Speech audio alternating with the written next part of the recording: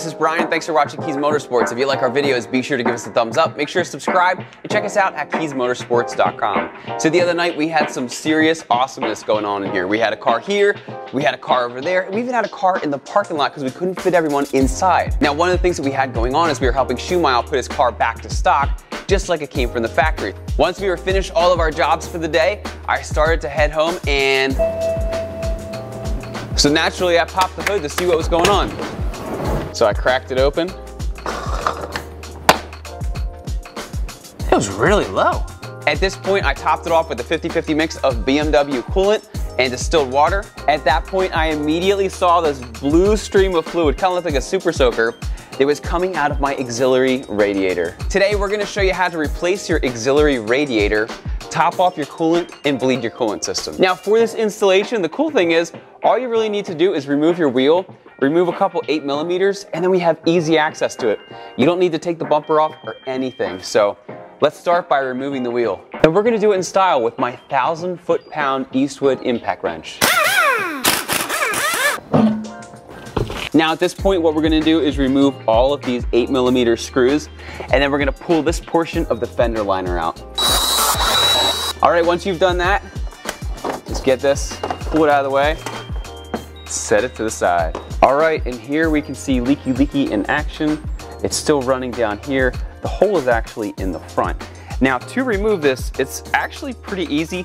You want to be careful because there's two parts. This little plastic piece is actually a holder, and then the radiator is a separate piece. Now you may not be able to see it, but I do have a container down below to catch all of the extra coolant. It actually has probably, I don't know, a half gallon or so in it right now. It's a little tricky angle to film, but basically what's going to happen is there's a tab here and there's a tab here. The way that this works is this little tab goes through the middle, and I'll show you that in just 1 second.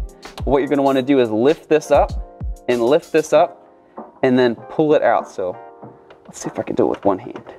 There we go. So once you release those, this is just gonna lift up and you can set it to the side. All right, once you've done that, we need to remove the upper and also the lower hoses. So to do this, you take a little pick tool and you're going to just lift up this little C-clamp. Then what you can do is just very carefully just pull that off just like that. And again, you always want to make sure that you have some kind of container underneath because things will get messy. And again, you don't need to fully remove the clip. You just have it hanging off like this. And there's actually a piece of plastic that it's going to catch on. All right, so now we're going to do that same exact thing on the lower side here and just try to pull it off as straight as you can. Ugh. All right, then what you do is you get your new radiator. You just plug that in, snap that in place. Do the exact same thing with the bottom. Line it up, plug it in, snap it in place, and you are good to go. And then what you do is you line up the top. So with these, it'd be hard to do with one hand. You just get them, and you press it, and you clip it into place, just like that. And at this point, everything is fully installed, so let's add some coolant. Now what we can do is we can add a 50-50 blend of BMW coolant and deionized or distilled water. Never use tap water when you're doing this because there's minerals and stuff. It gets in your system and it's a mess. And when you're filling it, you'll notice it says max over here. So basically what you want to do is you want to fill it up to the seam. Now you can either pre-mix the whole thing. What I like to do is I like to just do small batches. So I'll literally just do a cup of coolant and then I'll do a cup of distilled water and just go back and forth. All right.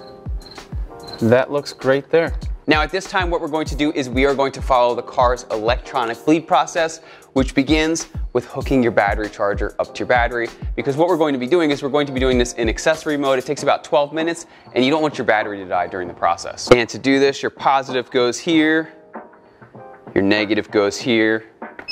We'll turn that on. And once your battery charger is connected, what we need to do is go to accessory mode. So keep your foot off of the brake. We're gonna press the start stop button one time. Next, what you wanna do is flip on your low beams.